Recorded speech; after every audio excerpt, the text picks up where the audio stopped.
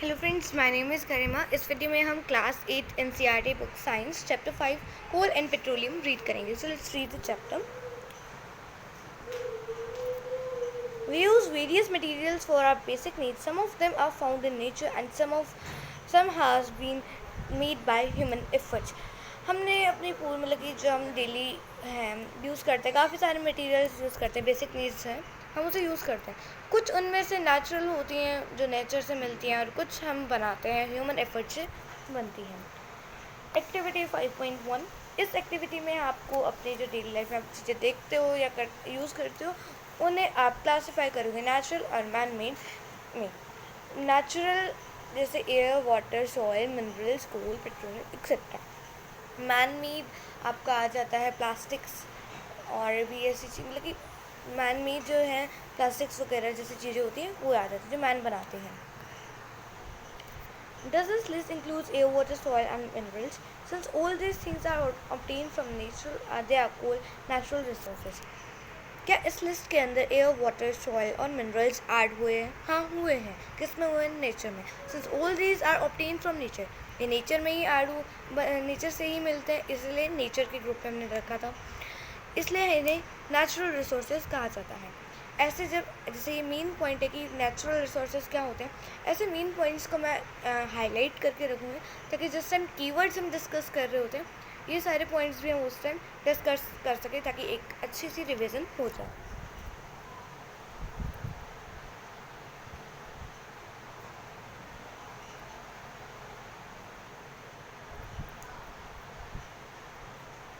Can air, water and soil be exhausted by human activities? You have already studied about water in class 7th. Is water a limitless resource?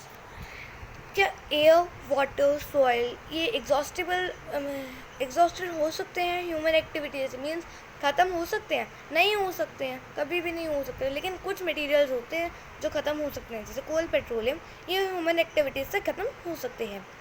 You have already studied about the water in class 7। हमने 7th class में water के बारे में पढ़ा था, उसकी cycle के बारे में पढ़ा था कि मतलब कि वो कैसे साइकिल उसकी चलती है। Is water a limitless resource? Yes, water is a limitless resource because it can't be it can't be exhausted. इसका एक पर्टिकुलर साइकिल होता है जो हमेशा चलता रहेगा, जिससे ये रिसोर्स लिमिटलेस है। In the light of the availability of various resources in nature, natural resources can be broadly classified into two kinds. इन सारी चीज़ों को नेचुरल चीज़ों को देखते हुए जो नेचुरल रिसोर्सेज हैं वो टू काइंड्स में डिवाइड हुई हैं। One in exhaustible natural resources and second exhaustible natural resources. In exhaustible natural resources में पर्टिकुलरली क्या होता है, जो चीज़ें होती हैं वो अनलिमिटेड होती हैं, मतलब कि उसकी कोई लिमिट ही नहीं होती, वो इतनी जैसे होता है सनलाइट, एयर, ये लिमिटलेस है, कभी ख़त्म ही नहीं होंगी। सेकेंड है इन एग्जॉस्टिबल नेचुरल रिसोर्सेज। ये रिसोर्सेज लिमिटेड होती है, नेचर में कम्प्लीटली लिमिटेड होती है, जैसे फॉरेस्ट, वाइल्ड लाइफ, मिनरल्स, कोल, पेट्रोलियम, नेचुरल गैस। अगर हम इसे लगातार यूज़ करेंगे तो ये ख़त्म हो जाएगी। जैसे कि वाइल्ड लाइफ का ही एग्जांपल लेते हैं, पांडा है। पहले जो 90s में था बहुत था, मतलब कि पांडास बहुत दिखते थे। अब 20s में बहुत कम दिखने लगे, मतलब कि कहने लगे कि ये एक्सटेंड हो जाएंगे इन फ्यूचर। अब फ्यूचर की बात करें, अगर फ्यूचर में ये एक्सटेंड हो जाएंगे मीन्स ये हमारी एक्टिविटीज़ से ख़त्म होते जा रहे हैं, जैसे फॉरेस्ट कटते कटते ख़त्म हो रहे हैं। एक्टिविटी 5.2, ये बहुत बड़ी एक्टिविटी है जिसमें आपको इसका टोटली बताऊंगी कि इसमें टोटल कहा क्या गया। इसमें बस इतना कहा गया है आपको ना 3 कंटेनर्स लेने, 3 नहीं मतलब कि एक कंटेनर ले लो, जस्ट उन्होंने तो बहुत सारे बोले, आप एक कंटेनर लो, उस कंटेनर में बहुत सारी चीज़ें डाल दो, जैसे कि टॉफ़ी हो गई, पीनट्स हो गए और रोटेड ग्राम्स हो गई, ऐसी चीज़ें डाल दो इसके अंदर। अब इसके ना 3 पार्ट बना दो, 1, 2 और 3। इसमें क्या करूँ, ये है फर्स्ट जनरेशन, ये है सेकेंड जनरेशन और ये है थर्ड जनरेशन, ऐसे जनरेशन डिवाइड कर दो। अब इसके बाद आपको क्या करना है, मैं इन फर्स्ट सेकेंड थर्ड की जगह जनरेशन्स का आपको ईजी करने के लिए एक मतलब कि नेम देती हूँ particularly, grandfather, father, you. Grandfather का मतलब कि फर्स्ट जनरेशन, फादर की सेकेंड जनरेशन और आप थर्ड जनरेशन। अब क्या करना है आपको, उस कंटेनर में से पहले ग्रैंडफादर वाली जनरेशन थोड़ा सा सामान उठाएगी, फिर फादर वाली जनरेशन उठाएगी, और अगर बच गया तो आपकी जनरेशन, और फिर भी बच गया तो मतलब की बात नहीं बता रहा हूँ। इसमें आपको टोटली ये बताया कि पहले इन्होंने यूज़ किया, फिर फादर वाली जनरेशन ने यूज़ किया, फिर आपने। कभी कभी कुछ चीज़ें होती है जो इतना रह जाती है, ये चीज़ें यहाँ तो आती ही नहीं है वो। जैसे आई थिंक एक बर्ड था, मे बी ड्यू नाम था उसका, और वो एक्सटेंट हो गया, मे बी ग्रैंडफादर ने देखा हो आपके। वही है ना, मतलब कि इन कई बार चीज़ें सिर्फ कुछ लिमिटलेसली रहेगी, उन्हें हम एग्जॉस्टेबल नेचुरल रिसोर्सेज कहते हैं। टोटली ये इस पर बेस्ड है। बस इसमें आपको जस्ट इतना ही बताया है कि ये जो चीज़ें हैं ये एग्जॉस्ट हो सकती हैं, जस्ट यहाँ पर आपको टोटली ये बताया गया। यहाँ तक आपको इसी के बारे में डिस्कस किया गया, यहाँ तक। मैं फिर भी आपको जस्ट बता देती हूँ यहाँ कहा क्या गया। इन्होंने यहाँ पर बोला है कि जो अब जो ईटेबल चीज़ें जो कंटेनर में रखी थी, क्या ये टोटली जो एग्जॉस्टेबल नेचुरल रिसोर्सेज थे, अगर ये ही होती, कोल पेट्रोलियम वगैरह आपके दादा यूज़ कर रहे हैं, आप यूज़ कर रहे हो, और आपके दादाजी यूज़ कर रहे हैं, आपके फादर यूज़ कर रहे हैं, आप यूज़ कर रहे हो, क्या पता आगे जनरेशन में हो ही नहीं। ठीक है, तो मीन्स ये हमारे को यहाँ पर ये बोला गया कि अलग अलग पैटर्न है, अलग अलग जनरेशन है, आते आते एक्सटेंड हो जाते, तो ये एग्जॉस्टेबल नेचुरल रिसोर्स है, केयरफुली हमें इसे यूज़ करना चाहिए। It may be the early generation, it some ये भी मतलब कि वही है सारा, यहाँ पर ये कंप्लीट पैरा इसी पर है। In this chapter, we will learn about some exhaustible natural resources like coal, petroleum, and natural gas. These were formed from the dead remains of living organisms, fossils. So these are also known as fossil fuels. देखो मुझे ये para मतलब कि लगा important है, सो हम इसको भी हाईलाइट कर लेंगे। जस्ट अ मिनट, मेरा कलर चेंज हो गया, इसको हम हाईलाइट कर लेंगे क्योंकि ये इम्पॉर्टेंट पार्ट है। इसमें देखो हमारे को ये बताया गया कि इनएग्जॉस्टेबल जो नेचुरल रिसोर्सेज होते हैं, जैसे ये हमारे को एग्जांपल दिए, ये कैसे बने। These are form from dead remains of living organisms, जो लिविंग ऑर्गेनिजम्स का डेड रिमेन बच जाता है, प्लांट्स या एनिमल्स का डेड रिमेन्स बच जाते हैं, वो होते हैं फॉसिल्स। तो इसीलिए इनका नाम बढ़ गया फॉसिल फ्यूल्स। इनसे हमारे कोल, पेट्रोलियम, नेचुरल गैस बने, इसलिए इन्हें क्या कहते हैं, टोटल जो कोल, पेट्रोलियम, नेचुरल गैस, इन चीज़ों को हम क्या कहते हैं, एक पर्टिकुलर ग्रुप में डिवाइड करते हैं, जिसे हम कहते हैं fossil fuels. Now it's time for coal. एक पर्टिकुलर हमारा एग्जॉस्टेबल नेचुरल रिसोर्स के बारे में बात करेंगे हम। You may have seen coal और heard about it, it is hard as stone and is black in colour. अब यहाँ मैं कोल की बात की है तो उसके स्ट्रक्चर के बारे में हमको स्टार्टिंग में ही बता दी कि इसका स्ट्रक्चर कैसा है। थोड़ा सा ये पार्ट इंपॉर्टेंट है, इसलिए मैं इसको भी अंडरलाइन हाईलाइट करूँ। जो कोल होता है वो एक स्टोन के हार्ड होता है, एक स्टोन की तरह, और ब्लैक कलर में होता है। घर में कई बार ना राख होती है, वो हमें हिंदी में से राख कहते हैं, कई बार वो आपको उसमें मिलेगी, मतलब कि सैंड जैसी फॉर्म में मिलेगी आपको, मतलब कि टूट देते हैं। Coal is one of the fuel used to cook food. Earlier, it was used in railway engines to produce steam to run the engine. It is also used in thermal power plants to produce electricity. Coal जो है वो कई जगह use होता है, वो industrial काम में भी यूज़ होता है। ये क्या हो रहा है?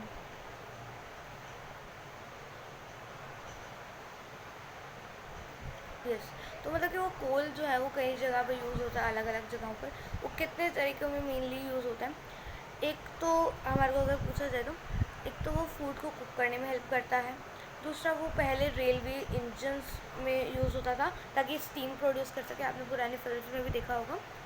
और वो यूज़ होता है थर्मल पावर में, थर्मल पावर प्लांट जहाँ पर इलेक्ट्रिसिटी प्रोड्यूस होती है वो उसे हम थर्मल पावर प्लांट कहते हैं, वहाँ पर यूज़ होता है। और कोल यूज़ होता है इंडस्ट्रीज़ में काम के लिए, मतलब कि एज अ फ्यूल यूज़ होता है। स्टोरी ऑफ अ कोल, अब हम ये पढ़ेंगे कि मतलब कि कोल कैसे बना, कहाँ से आए, सारे ये टोटल पहरा आपको जस्ट मैं यूँ ही समझा रही हूँ कि इसमें टोटली क्या क्या है। 300 मिलियन ईयर अगो जो अर्थ थे उस पर डेंस फॉरेस्ट था, अर्थ पर मतलब बहुत ज़्यादा घना फॉरेस्ट था, तब मतलब कि ह्यूमंस इतना उन्हें कट नहीं शुरू किया था, इतना टाइम पर था नहीं। और ये कहाँ पर थे? Low lying wetland areas, means नीचे की तरफ स्लैंडिंग में वेट लैंड, जो वेट जगह थी वेटलैंड्स पे बहुत सारे थे यहाँ पर।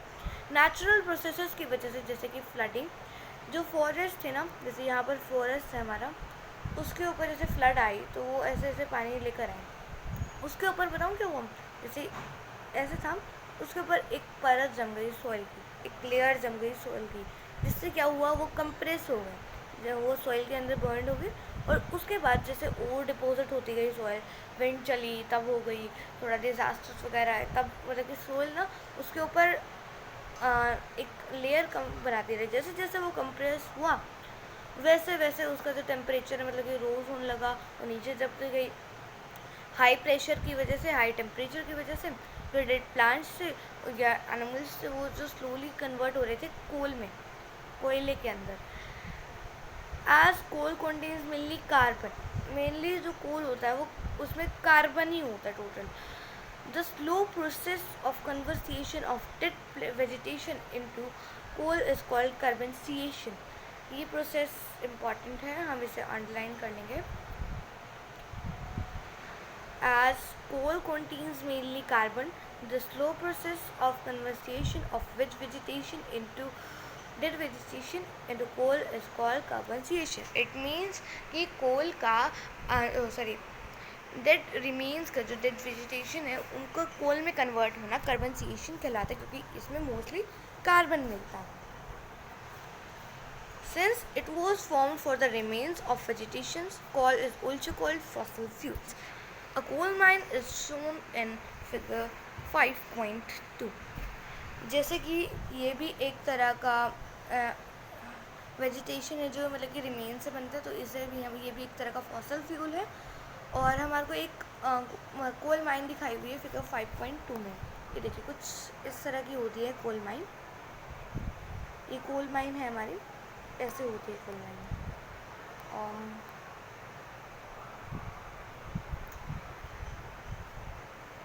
When heated in air, coal burns and produces mainly carbon dioxide. Coal is processed in industries to get some useful products such as coal, tar and coal gas. Coal जो है वो जब हीट की जाती है एयर में तो वो बर्न हो जाती है और क्या प्रोड्यूस करती है? Carbon dioxide gas. ये मतलब कि बताता है कि इसमें कार्बन है। कोल जो है वो इंडस्ट्रीज में यूज़ होती है कुछ यूज़फुल प्रोडक्ट्स बनाने के लिए, जैसे कि कोक, कोल, तार एंड कोल गैस। ये इनके बारे में अब हम रीड कर रहे हैं। फर्स्ट हमारा Coke. It is a tough core and a black substance. It is almost pure form of carbon. Coke is used in the manufacture of steel and in the extraction of many metals. ये topic completely मैं underline करूँगी क्योंकि ये highlight करूँगी because इसके texture के बारे में मतलब कोई एक्स्ट्रा बात नहीं बता रखी, जस्ट हमारे को मेन बताया हुआ है कि उसका मेन फीचर्स क्या है, मतलब कि इसमें यूज़ होती है, और उसका टेक्सचर क्या है। टेक्सचर क्या है उसका? वो tough porous and black substance है, बहुत हार्ड पोरस जैसे पोर्स होते हैं, और ब्लैक सब्सटेंस है जैसे कोल होता है। ये मोस्टली कार्बन ही होती है, पूरी मतलब ये प्योर कार्बन ही होती है, इसको कार्बन का फॉर्म कह सकते हो आप। कोक जो होती है ये स्टील को बनाने में हेल्प करती है और कुछ मेटल्स के एक्सट्रैक्शन में हेल्प करती है। इसे अब हम अंडरलाइन कर लेंगे।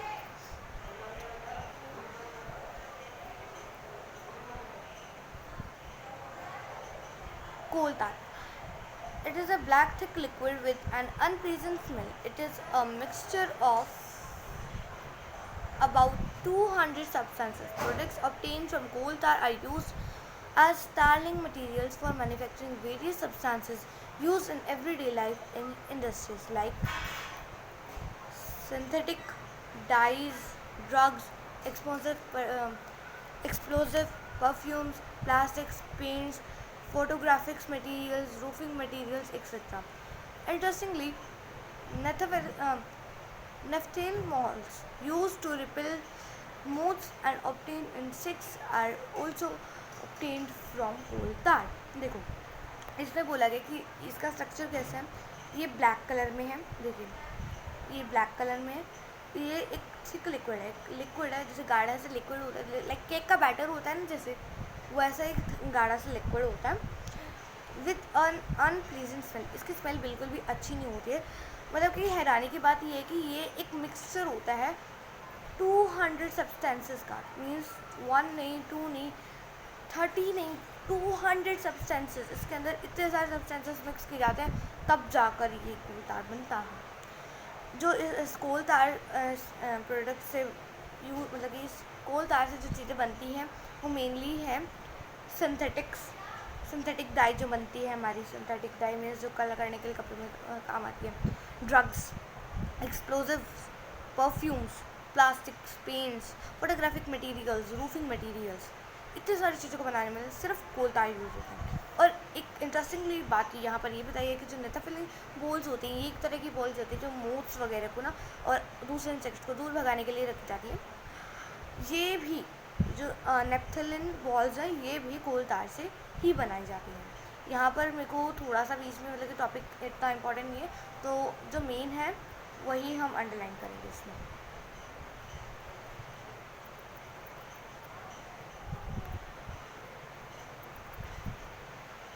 इसमें जस्ट मेन हमारे को बोला है, it is a black thick liquid with unpleasant smell.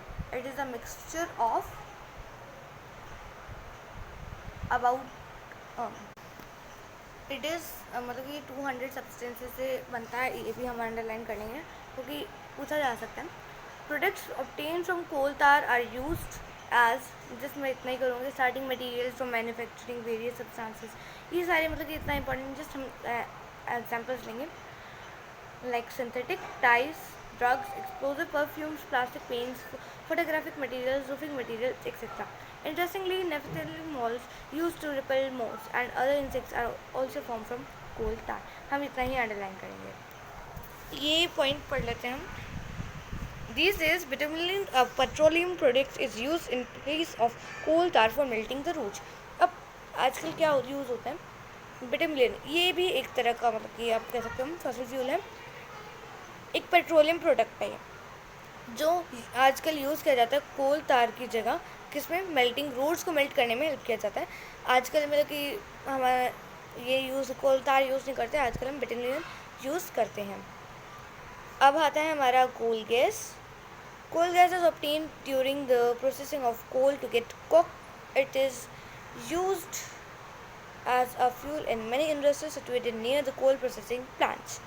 अब इसमें क्या कहा है हमारे को, कोल गैस जो है वो ऑब्टेन होती है किसके प्रोसेस में, कोल से कोक बनने में। जब कोल से कोक बनता है तो उस प्रोसेस के दौरान ये कोल गैस बनती है।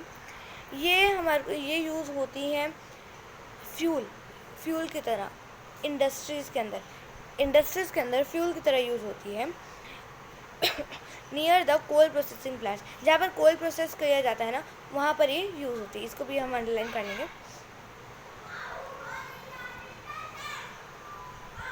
सो इसमें हम जस्ट इतना ही अंडरलाइन करेंगे, coal gas is obtained during the processing of coal to get cook.